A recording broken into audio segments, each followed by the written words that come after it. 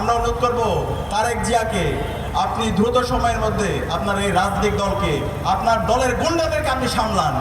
আমরা গতকালকে দেখতে পেয়েছি জুলাই বিপ্লব পরবর্তী আমাদের যে আকাঙ্ক্ষা ছিল বাংলাদেশের নির্বাচন হবে ফ্রি, ফেয়ার, ক্রেডিবল এবং সহিংসতা মুক্ত, কিন্তু আমরা দেখতে পেয়েছি গতকালকে শেরপুরে বাংলাদেশ জামাত ইসলামের উপজেলা সেক্রেটারি রেজাউল করিম ভাইকে বিএনপি সন্ত্রাসীরা কুপিয়ে হত্যা করেছে। এখন পর্যন্ত এই সন্ত্রাসীদেরকে রাষ্ট্র অ্যারেস্ট করতে ব্যর্থ হয়েছে এবং প্রায় 100-র অধিক নাগরিকদেরকে আহত করেছে। আমরা বলতে চাই, নির্বাচন কমিশন আপনারা কি করছেন? আপনারা এখন পর্যন্ত হাতে চুরি পরে বসে আছেন।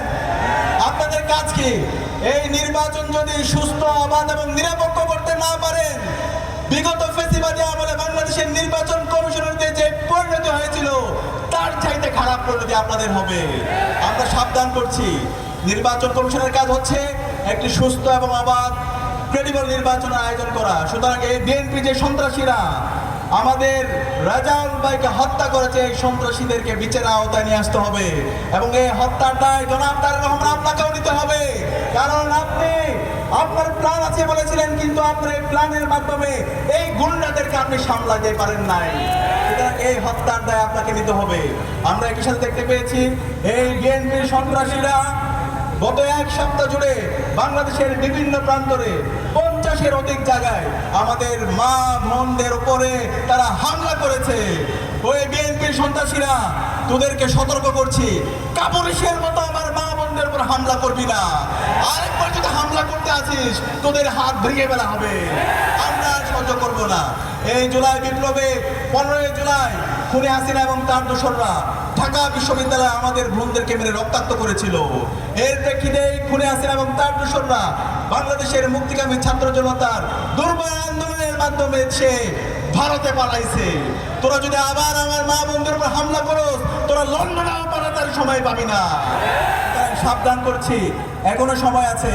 বাংলাদেশপন্থী রাজনীতি কর, ভারতপন্থী রাজনীতি করিস না। একই সাথে আমি অনুরোধ করবো নির্বাচন কমিশনকে এই পরিবারতন্ত্রকে টিকিয়ে রাখার জন্য তোমরা যদি একটা দলকে অধিক ফ্যাসিলিটি দান করো, তাদের পক্ষে অবস্থান করো, তাহলে তোমাদের এইখানে থাকার দরকার নেই। আমরা সব কিছু অবজার্ভ করছি। আমরা অনুরোধ করব নির্বাচন কমিশন যে একটি স্বাধীন প্রতিষ্ঠান, নির্বাচন কমিশনের যে কাজ একটি সুস্থ নির্বাচন বাস্তবায়ন করার জন্য, সেই কাজ যেন সঠিকভাবে করে।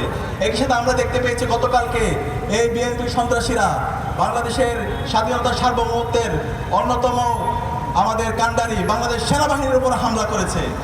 এই সেনাবাহিনীর উপর হামলা করার পরও এখন পর্যন্ত সেনাপ্রধান কোনো ধরনের সে স্টেটমেন্ট দেয়নি এবং এই সন্ত্রাসীদের বিরুদ্ধে তারা অবস্থান গ্রহণ করেনি।